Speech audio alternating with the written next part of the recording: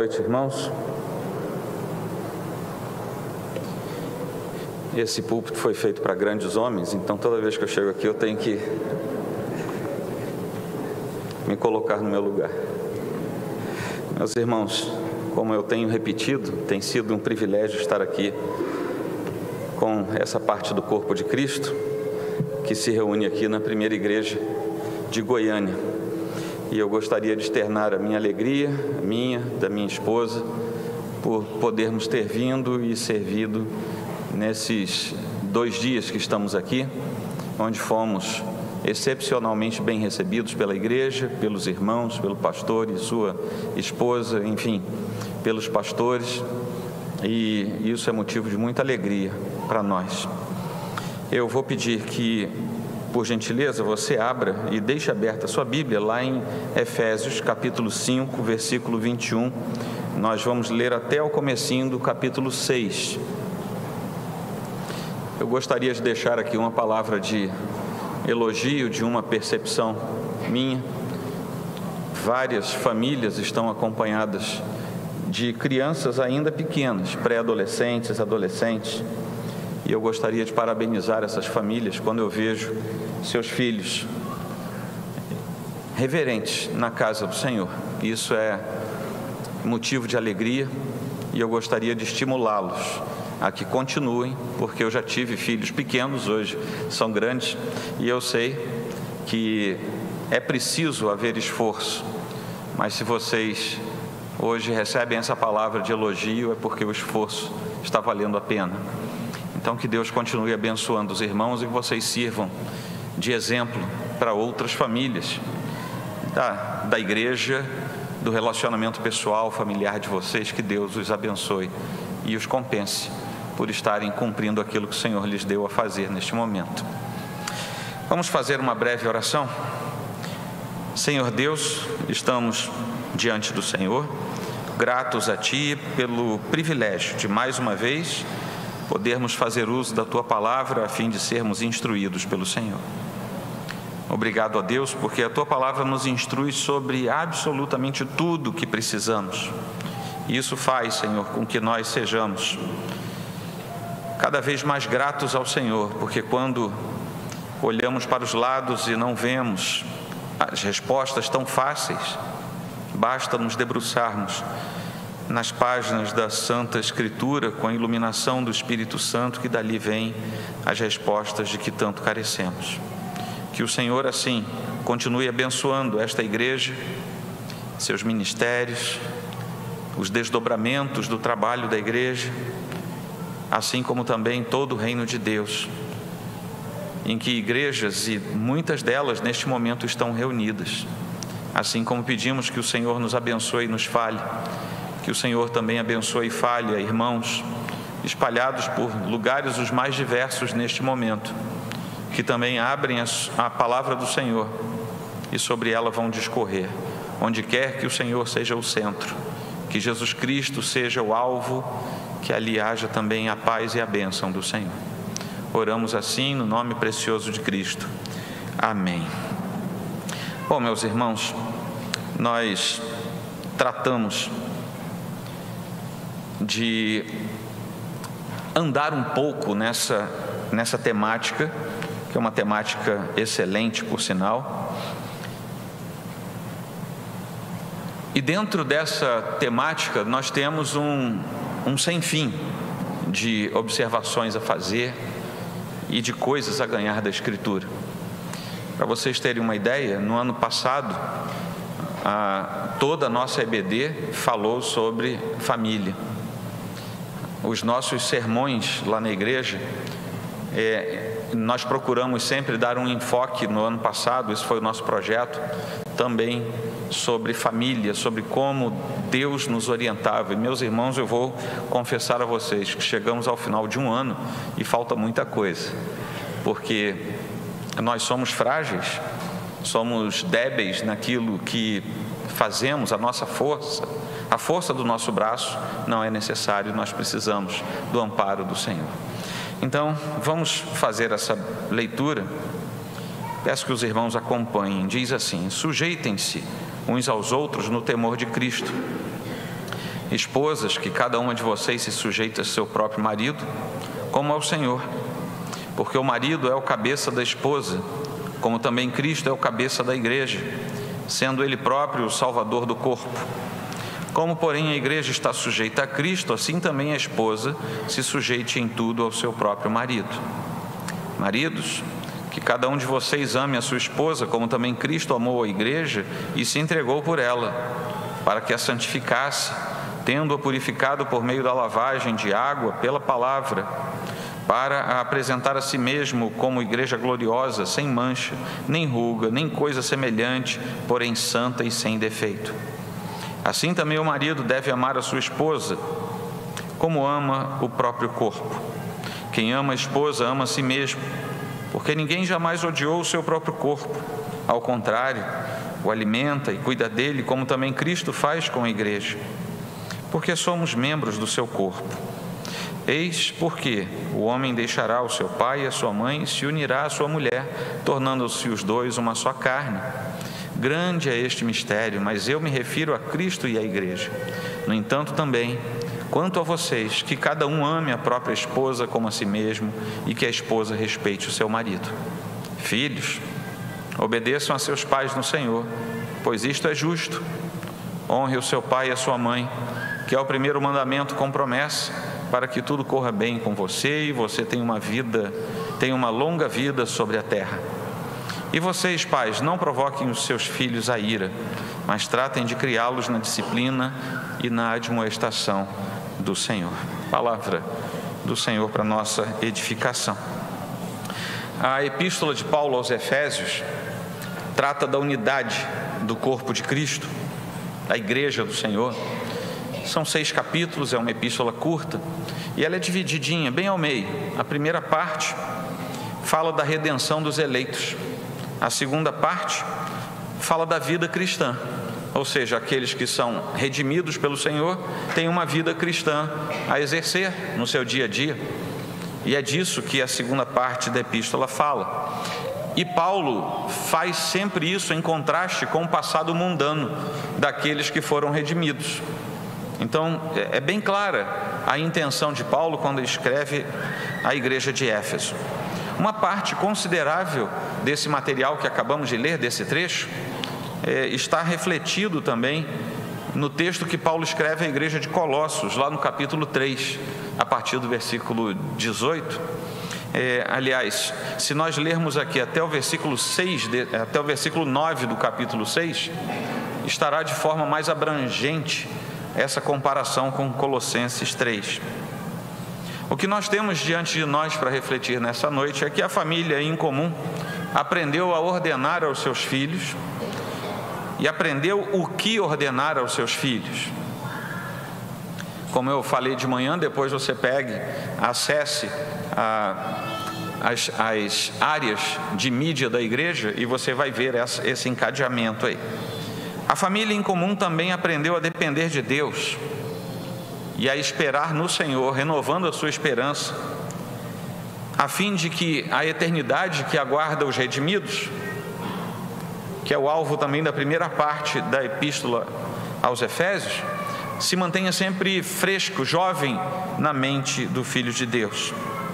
E quando nós assim fazemos, nós ganhamos a incrível capacidade dada por Deus de descansar no Senhor e na sua aliança. Essa é uma capacitação que vem de Deus, porque ela não é natural do nosso coração. O que é natural em nós é a agitação, é a angústia, é o desespero, porque as coisas naturais deste mundo, volta e meia, conduzem a esse tipo de sentimento. Paulo vinha exortando a igreja de Éfeso sobre várias práticas com relação à vida santa, essa segunda parte.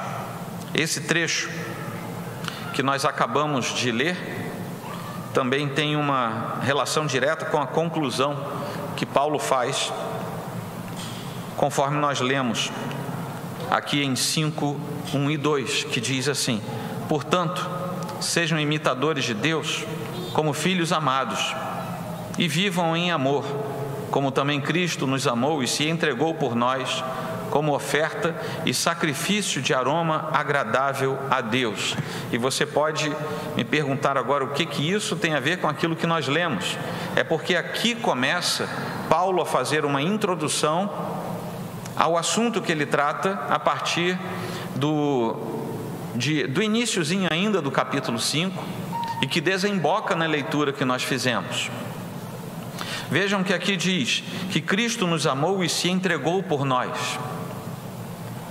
Quando nós vamos nos aprofundar nesse texto, nós vamos ver que Cristo se entregou por nós como forma de sujeição dele próprio.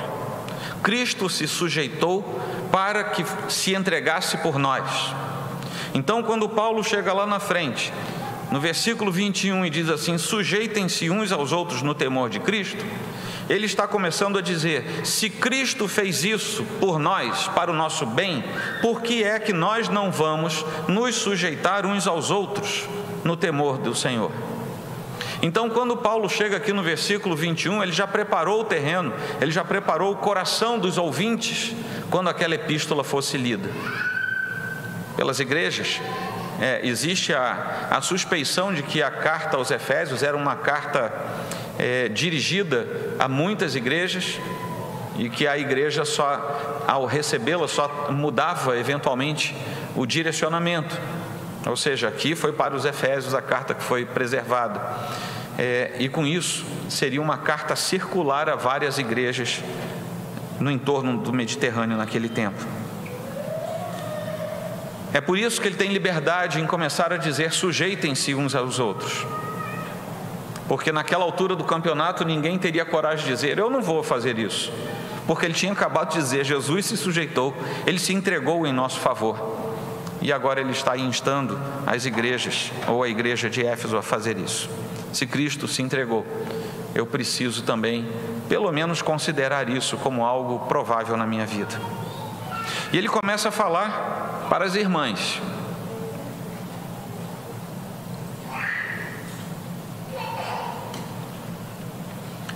Ele começa esse trecho aqui do capítulo 5, que vai até o final do capítulo 5, a partir do versículo 22, fala para esposas e maridos incomuns. Dentro dessa nossa linha de pensamento de famílias incomuns, ele fala para dois grupos: os cônjuges incomuns e depois os filhos incomuns dentro de uma família incomum. Quando ele fala dos cônjuges, talvez por razão didática ele separe a esposa e o marido, e ele começa a falar para as esposas. Nós sabemos que nenhuma instituição é tão sagrada, tão basilar quanto a família. E por isso mesmo, por essa exata razão, é que a cultura do nosso tempo, a sociedade do nosso tempo, tem tanta avidez por destruir o âmbito da família. A atmosfera moral e religiosa da família determina como será a igreja na sociedade nos nossos dias e como será também nos dias vindouros.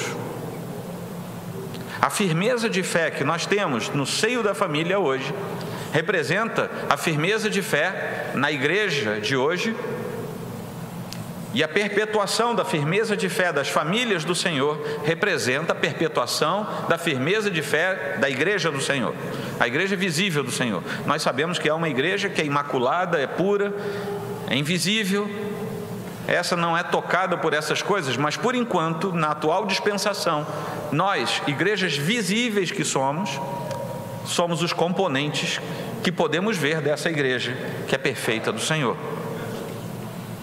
Então o Senhor, que estabeleceu a forma pela qual nós cuidaríamos dos nossos filhos, estabeleceu o modelo de ação das esposas, estabeleceu o padrão de ação dos maridos, porque quando todos esses elementos se juntam, você tem uma família. É como um time de futebol, cada um tem uma posição. Se todos jogarem como o técnico planejou, instruiu, treinou, existe grande chance de aquele time, pelo menos, mesmo que ele não seja muito bom, mas ele tecnicamente conseguir desempenhar aquilo para o que foi colocado em campo.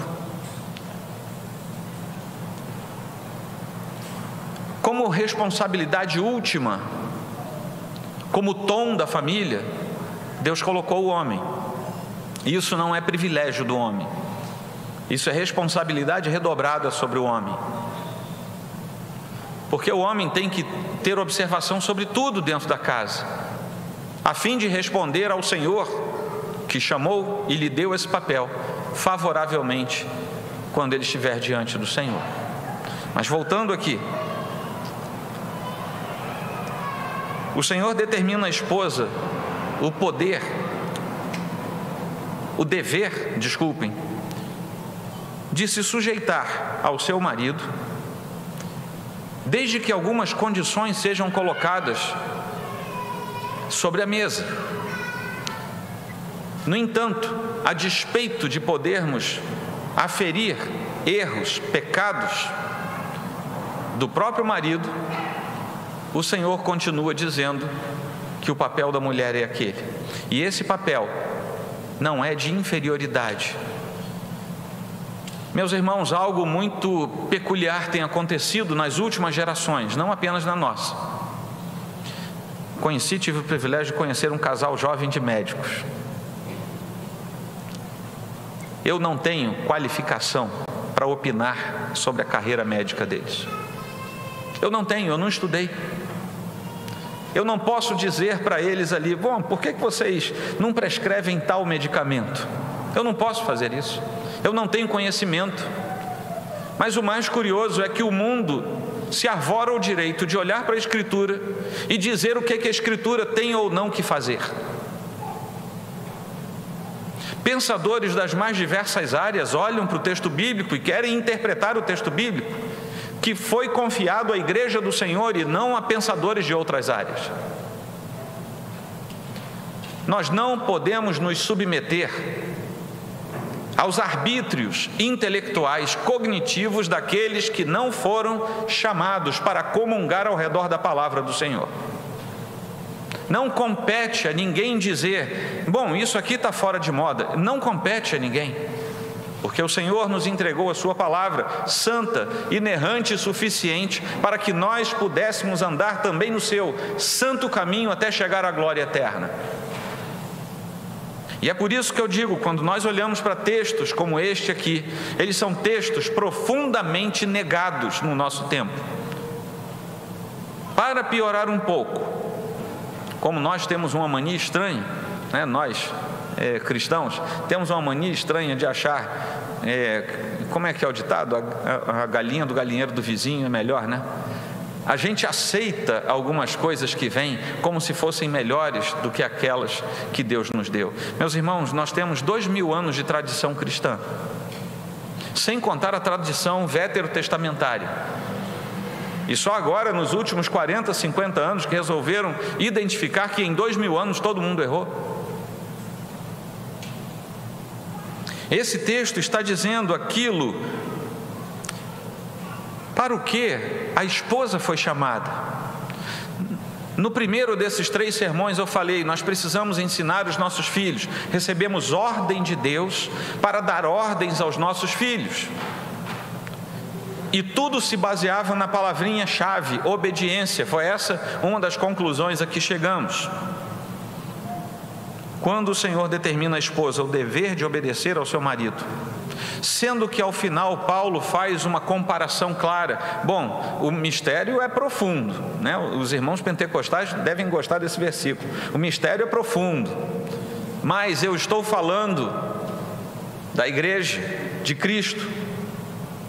E quando nós olharmos a relação intrafamiliar, nós precisamos olhar a relação eclesiástica. Como é que acontece na igreja? A quem a igreja deve se submeter? Quem é o cabeça da igreja? Paulo fez exatamente a mesma comparação, colocando o homem e a mulher. E Paulo é muito claro, aqui não é interpretativo, é literal, ele diz que fez isso. Um lar sem cabeça é um caos absoluto. E algumas coisas são sutis. Eu e Roberta às vezes observamos algumas coisas. E meus irmãos, eu quero dizer algo. Não somos perfeitos. Não criamos nossos filhos com perfeição. também temos as nossas orações a fazer, pedindo que Deus nos abençoe e nos ajude naquilo em que falhamos. Somos iguaizinhos a vocês.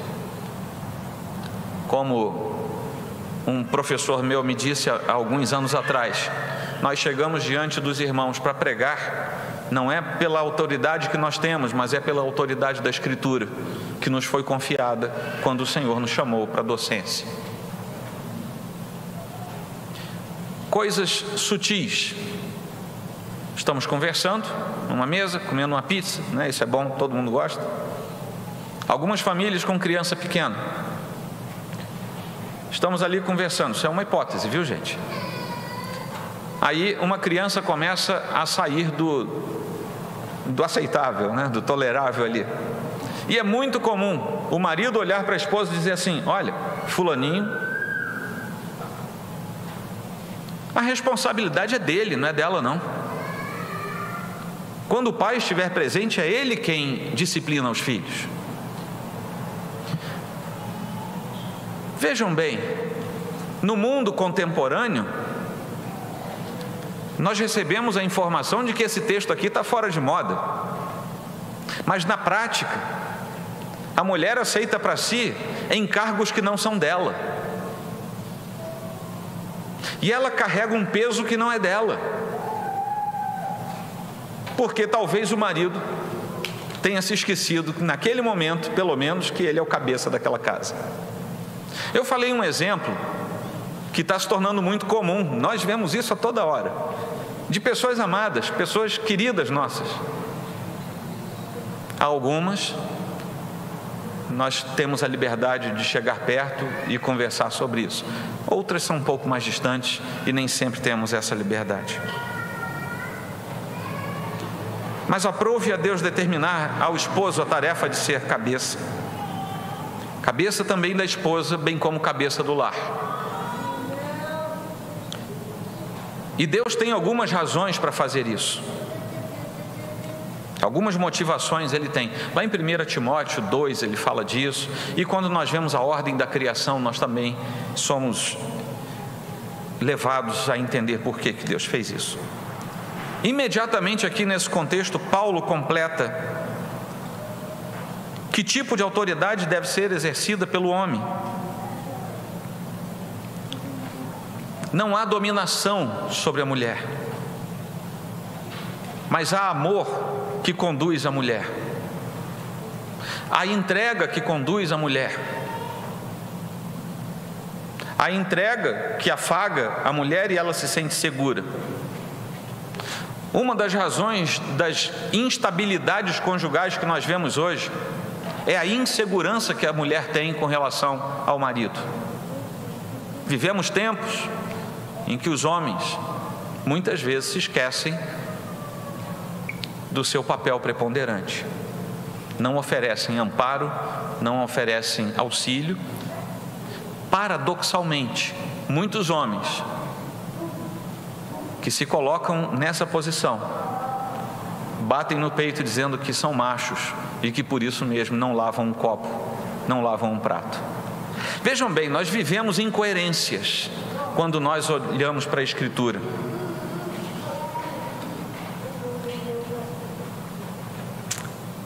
O homem foi colocado como cabeça da casa, e é por isso que a mulher deve ter confiança em crer na palavra de Deus e obedecer o que ela diz.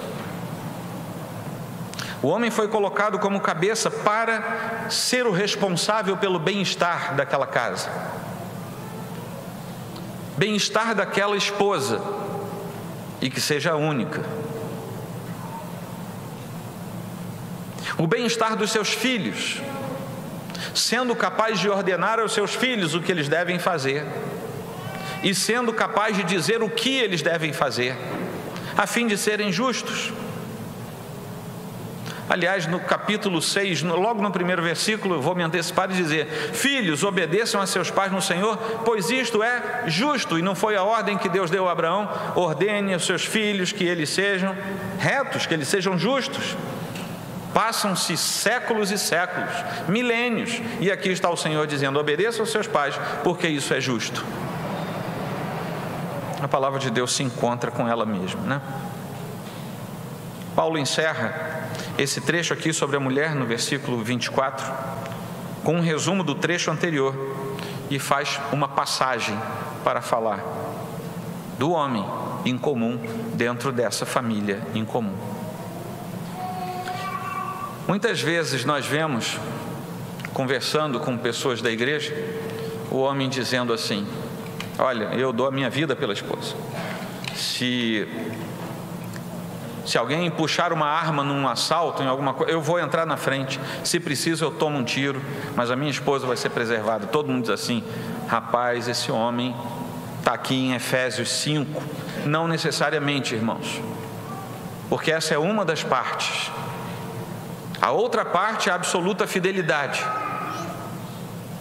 que muitas vezes não é mais vista no coração e na mente de homens das famílias com as quais convivemos, inclusive na igreja. O homem às vezes está disposto a levar um tiro pela esposa, mas ao passar de uma moça na rua, a sua mente foi embora.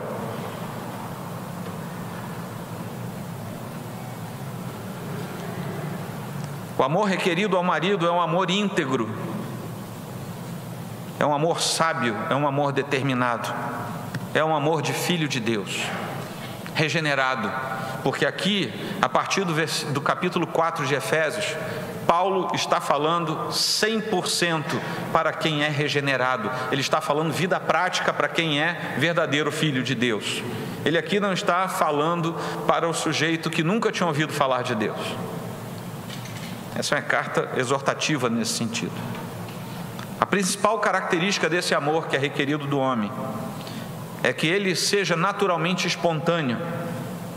Não é um amor pragmático, não é um amor estabelecido por padrões alfanuméricos, é algo espontâneo. É um amor cheio de renúncia a si mesmo. E se você prestar atenção, quando eu acabar de falar esse trecho, você vai entender que ao homem foi requerido mais do que à mulher.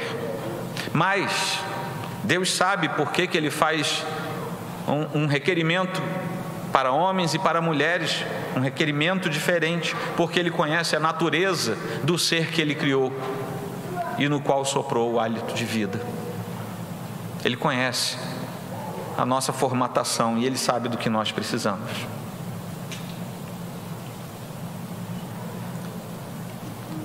Paulo compara tudo isso com a igreja, e esse amor se compara ao amor de Cristo,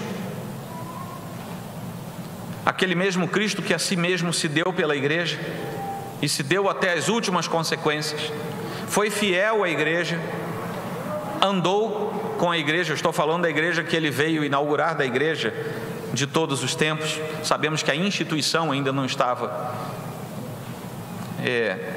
publicamente referida quando Jesus estava entre nós, mas ele foi fiel à igreja, ele foi fiel ao plano eterno da Trindade Santa,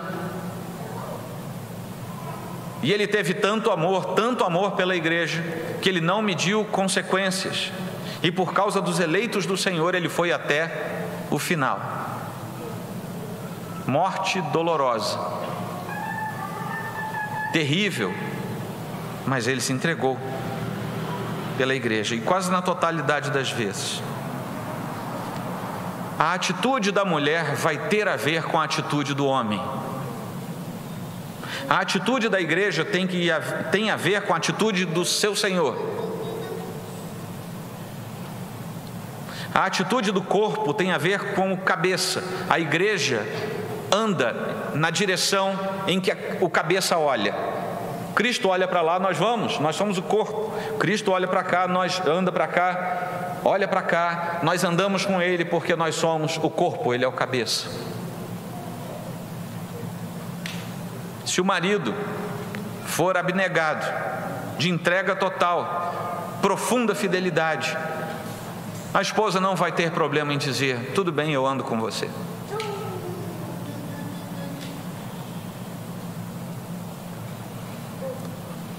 Lá em Gênesis, no capítulo 3, tem aquele trecho em que a mulher descobre que a fruta era bacana, falou, opa, vou dar uma experimentada. E logo depois, eu não sei se vocês já prestaram atenção nisso, logo depois tem um versículo, o versículo seguinte diz assim: então ela, comendo do fruto, foi e deu a seu marido, e ele comeu também. E eu não sei quanto a vocês, mas eu, antes de fazer um estudo um pouquinho mais detalhado sobre esse trecho da Escritura, eu tinha, sabe, a gente lê, a gente está acostumado com literatura e também com a Bíblia, a gente lê, a gente imagina coisas, né? Eu imaginava aquele quadro assim, lá no Éden, todo mundo bacana, tudo muito bonito, e a mulher pegando do fruto, e saiu andando atrás de Adão até achá-lo. Olha aqui, eu comi, não teve problema nenhum, come também. Eu sempre achei que a mulher tivesse que procurar Adão, não estava ali por causa do texto, a forma como ele está escrito. Aí é um privilégio que os pastores têm, de vez em quando eles vão estudar um pouquinho mais a fundo. E esse texto deveria ter sido traduzido mais ou menos assim: Eva, e ela, tendo comido do fruto, deu ao seu marido que estava ao seu lado.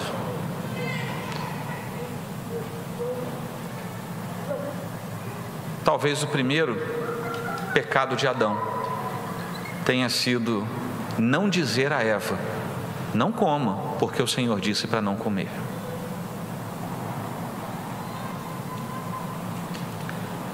Talvez parte dos nossos pecados como homens, no nosso tempo, século 21, tem sido deixar a família tomar o rumo que a família quiser. Eu não falo nada com a minha esposa, vai que ela fica chateada, né? Me manda dormir no sofá, eu não vou falar nada. Filho, não, deixa, ele vai crescer, ele vai ficar muito bacana, eu cresci, olha o exemplo que eu sou, meu filho vai ser muito bom também. E deixa, vai deixando. Talvez esse seja o pecado de Adão. Está aí um bom título para um texto, né? O pecado de Adão. Não existe um momento sequer que Cristo deixe de cuidar da sua igreja. Não deve existir um momento sequer que o marido deixe de cuidar da sua esposa e dos seus filhos. É pecado. Nós não podemos fazer isso. E como a boa consequência disso, nós teremos uma esposa que aceita as nossas ponderações.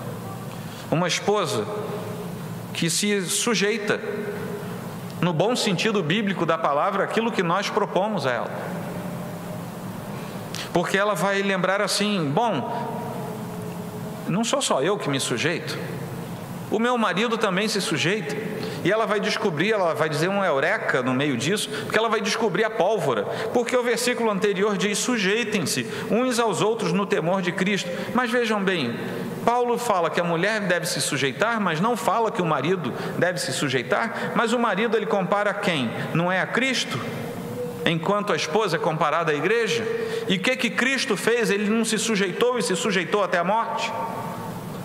É por isso que o versículo 21 abre um leque e diz: vocês dois precisam se sujeitar, e façam isso, um em direção ao outro. A mulher se sujeita ao seu marido e o marido se sujeita a Cristo, a fim de satisfazer a sua esposa com segurança, com conforto, com tudo aquilo que for preciso, acima de tudo com a direção espiritual que aponta para o Senhor.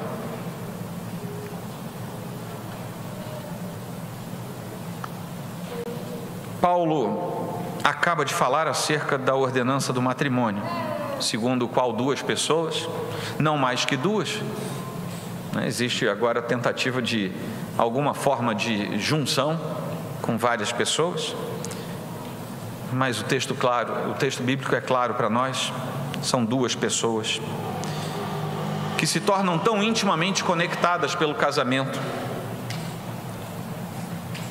que em certo sentido passam a ser uma só pessoa. E faz muito sentido também nós nos lembrarmos daquele texto que diz que ambas as pessoas se tornam uma só carne, uma só pessoa.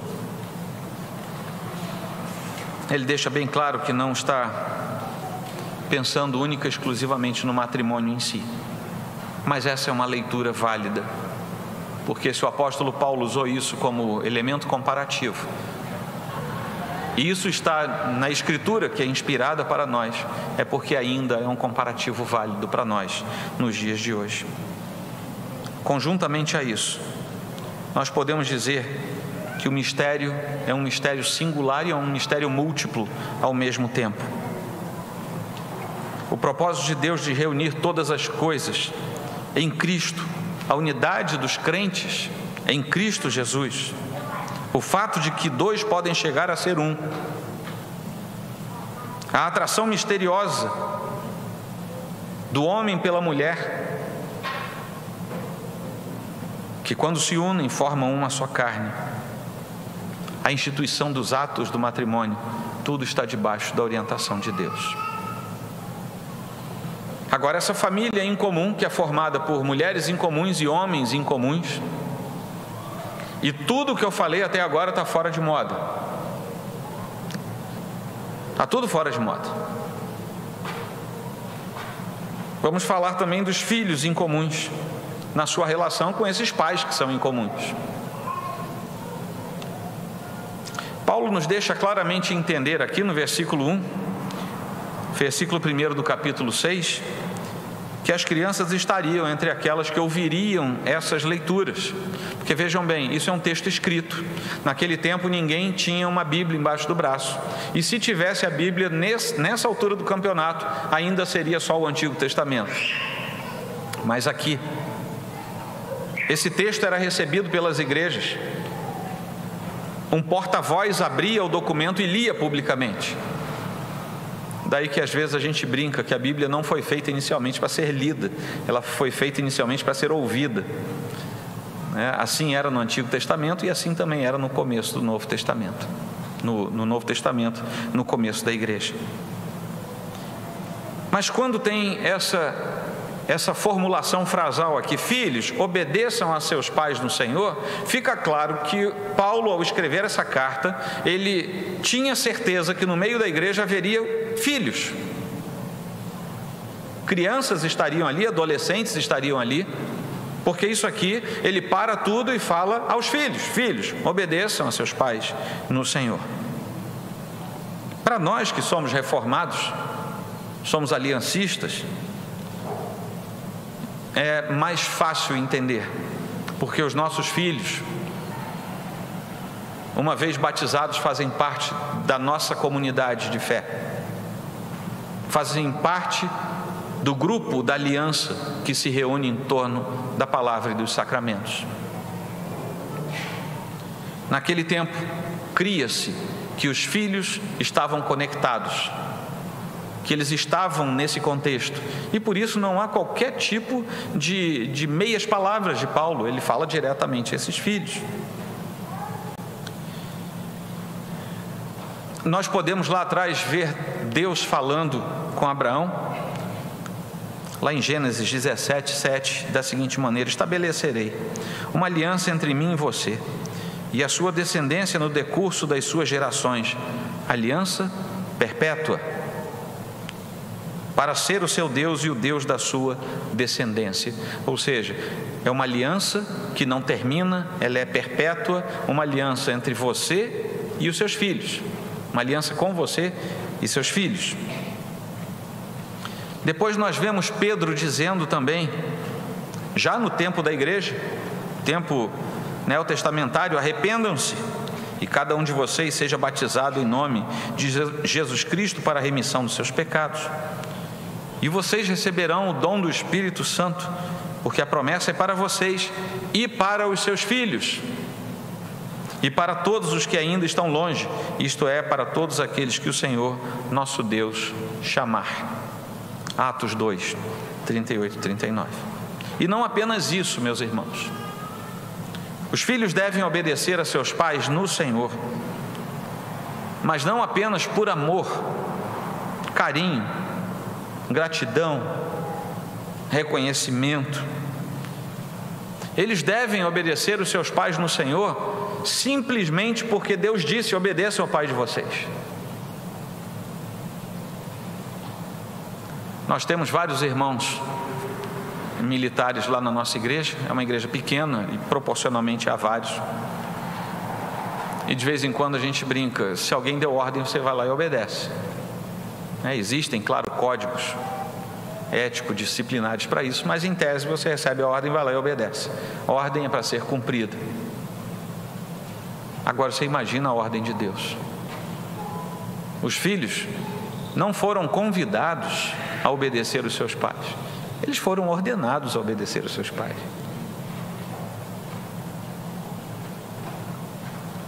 Devem obedecer porque o Deus justo diz que é para obedecer os pais. E isso é justo, está aqui no final do versículo, pois isto é justo. Há justiça sendo exercida no fato de um filho obedecer o seu pai, a sua mãe. Pais aqui, inclusive, muito provavelmente está falando para os pais, os homens que ouviam essa exortação. Honrar o pai e mãe significa muito mais do que obedecê-los. Começa pela obediência, mas honrá-los vai além. É algo aí sim que parte do coração, porque primeiro houve obediência. Por que os pais aqui são provavelmente os homens daquela igreja que recebia a carta?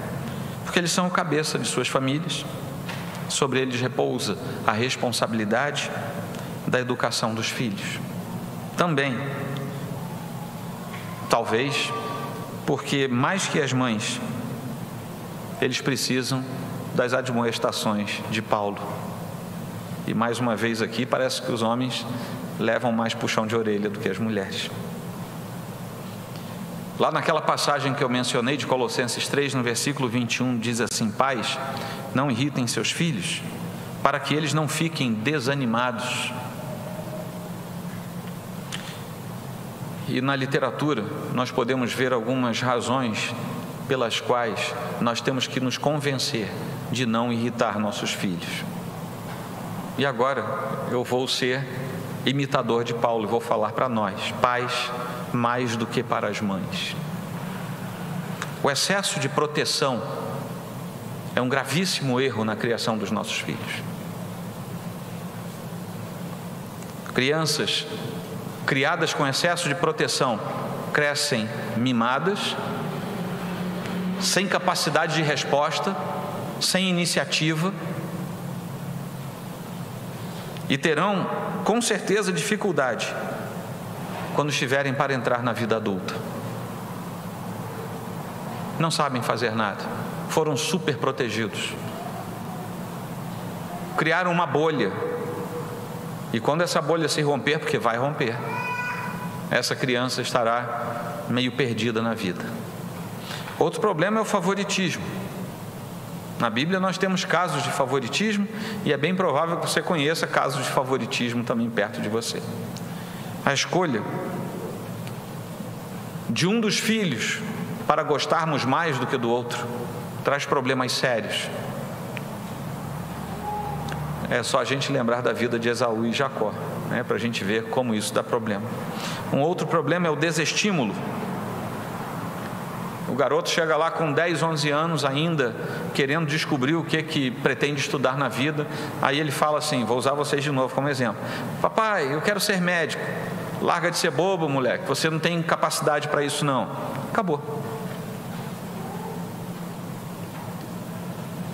Ou algo diferente. A menina chega lá com seus 13, 14 anos, papai, eu quero muito entrar num curso, eu quero ser uma artista plástica. Para com isso, menina, isso não dá dinheiro não. Palavras de desestímulo são uma pá de cal em cima de uma criança que está, um adolescente, uma criança que está querendo descobrir o seu rumo. E ao invés de ajudarmos, às vezes a gente acaba de enterrá-los. Outra coisa é a violência verbal ou física. Não precisa falar muito sobre isso, nós infelizmente sabemos o que isso representa. Mas imaginem como essas crianças crescem quando são submetidas a violências físicas e aquelas que pouca gente se importa, que é a violência verbal, mas que é crudelíssima na criação dos filhos. Finalmente, o último que eu coloquei aqui, são exemplos que eu lembrei, fazendo algumas leituras, é a ausência de disciplina. Eu falei, eu acho que hoje de manhã, que disciplina e discipulado vêm da mesma raiz. Pais que não conseguem disciplinar os seus filhos, e eu não estou falando necessariamente de disciplina física, tá? As pessoas confundem. Quando um pastor fala de disciplina, alguém já imagina que ele está falando de dar uma surra na criança. Não estou falando disso, estou falando de disciplinar, ensinar no caminho certo. Deuteronômio 6 é o conduto da disciplina. A ausência de disciplina gera adultos incapazes de lidar com a vida. Quando nosso bebezinho nasce, ele já está aprendendo. Lá no nosso berçário, ainda não voltamos às atividades plenas, mas as irmãs voluntárias que ficam lá com os bebezinhos, oram em voz alta com eles, cantam com eles. Ué, mas o bebê não está fazendo nada, está ali deitadinho. Pode deixar que ele está absorvendo. Ele está aprendendo, nessa primeira fase ele aprende tudo. Como é que você acha que ele aprende? É crescendo e vendo as coisas, né? Ele só vai para a escola mais tarde, e quando ele vai para a escola ele já sabe um monte de coisa, porque ele aprendeu vendo, comungando da natureza que estava ao seu redor. Pais que não disciplinam seus filhos, não amam seus filhos. Essa é uma palavra dura, mas os pais que não conseguem dizer uma palavrinha de 3 letras, não amam seus filhos, porque estão deixando que seus filhos sejam criados como eles quiserem, e num dia dado, esses pais perderão o controle físico, natural sobre os filhos. E o que será desses filhos? Que nunca ouviram um não. E a vida diz muitos nãos.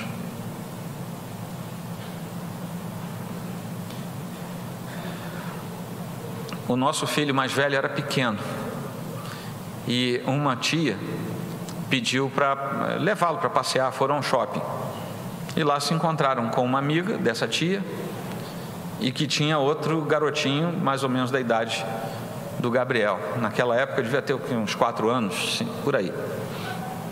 Eu pergunto para a Roberta não me deixar errar, né? Senão depois você falou tudo errado. Aí, brincando no shopping, o garotinho subia a mesa, descia a mesa, gritava, se jogava no chão. Aí o Gabriel, pelo que nós falávamos para ele em casa, quando pararam para lanchar, ele vai e pergunta lá para a moça: você não ama o seu filho, não?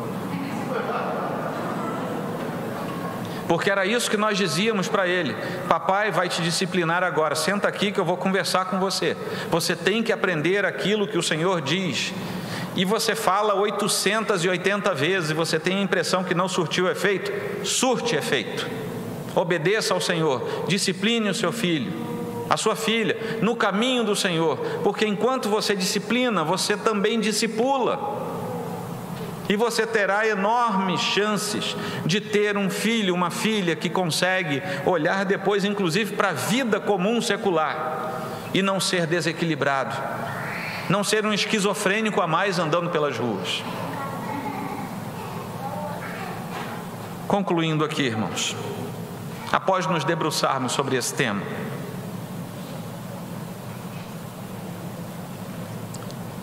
nessas 3 oportunidades que tivemos, e fazendo um exercício mental, nós podemos concluir algumas coisas sobre as famílias incomuns. E aqui eu não vou discorrer sobre cada uma delas, apenas vou citá-las.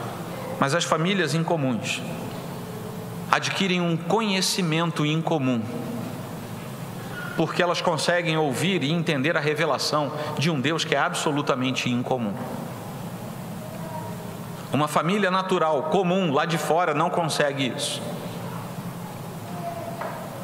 Uma família incomum também é colmada de honra incomum.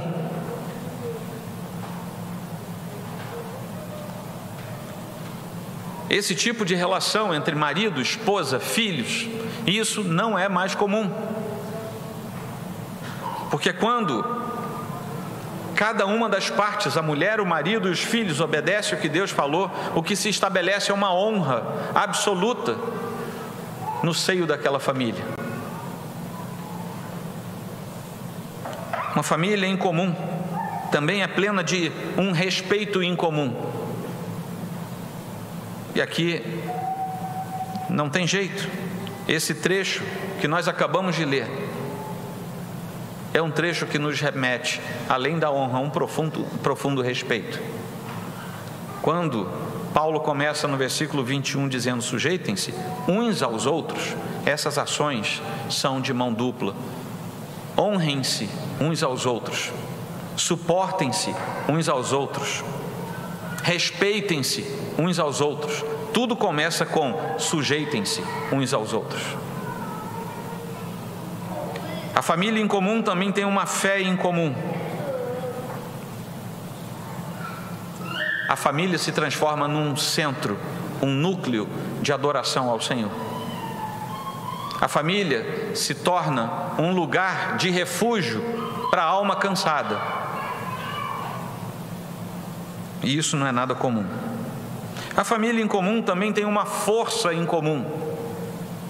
Quantas crises as famílias verdadeiramente cristãs precisam enfrentar, e de todas elas o Senhor as livra. Porque há uma força em comum que procede dos altos céus e vem e se instala nessa família que é em comum. E enquanto uma família comum diria, no primeiro sobressalto, tudo bem, não vamos brigar não, você vai para lá, eu vou para cá, você fica com o apartamento, eu fico com o carro. Enquanto uma família comum diz isso, a família incomum diz: vamos dobrar os joelhos, porque o Senhor vai nos permitir sair de mais uma. A família incomum tem um testemunho que é incomum. E quando ela testemunha, coisas acontecem. Como aconteceu no episódio do carcereiro, de Paulo e Silas, em que a alegria do Senhor invadiu o coração daqueles que ouviam a pregação do Evangelho. E o testemunho incomum foi derramado sobre eles. Já indo para o final, essa família em comum tem um destino em comum. Nós não temos dúvidas de para onde vamos, porque nós sabemos de onde veio o nosso Salvador, e sabemos que Ele foi, e Ele disse: eu estou indo na frente, vou arrumar as coisas, porque daqui a pouco vocês chegam lá, vou preparar lugar para vocês. Sabemos para onde vamos e sabemos que temos lugar garantido. Nós temos também uma missão em comum, ainda como estrangeiros, ainda como passageiros, temos uma missão em comum, que é dizer para as famílias comuns: vocês também podem se tornar famílias incomuns, se conhecerem esse Deus que é absolutamente incomum. Nós temos uma aliança incomum sobre nós, graciosa e gratuita para nós, custou um altíssimo preço para ser selada pela eternidade. No tempo e no espaço aquilo aconteceu, na história está registrado, mas acima de tudo, no universo espiritual, foi proclamado que o Senhor havia vencido. E Ele venceu por causa da aliança que foi feita com o Pai em nosso favor. E a última coisa é que nós temos um Deus que é incomum. A família em comum tem um Deus em comum. O Deus da Escritura é relacional. O Deus da Escritura se revela. Ele contou quem Ele era. Ele nos chamou para sermos seus amigos. Ele chamou essas famílias incomuns para andarem com Ele, numa grande família em comum. Hoje à tarde nós falávamos sobre isso.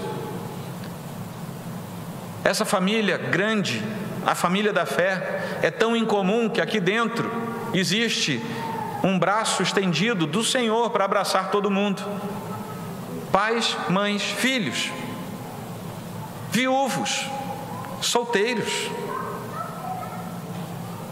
que passaram por traumas familiares, são divorciados hoje por alguma coisa que aconteceu que não houve como segurarem. Todos esses são membros da mesma família, porque esses pequenos núcleos de família em comum se encontram na grande família em comum, que aponta para esse Deus em comum que está nos chamando para andarmos com Ele, porque daqui a pouquinho as coisas terminam e nós estaremos em paz para todo sempre. E para a glória do Senhor, estaremos reunidos eternamente. É por isso que a gente se reúne aqui, para treinar, porque você vai ter que me ver pela eternidade lá em cima. Que Deus abençoe os irmãos e que fortaleça as famílias dessa igreja, para a glória dele próprio e para o bem de todas as famílias incomuns que aqui estão. Vamos inclinar nossa fronte.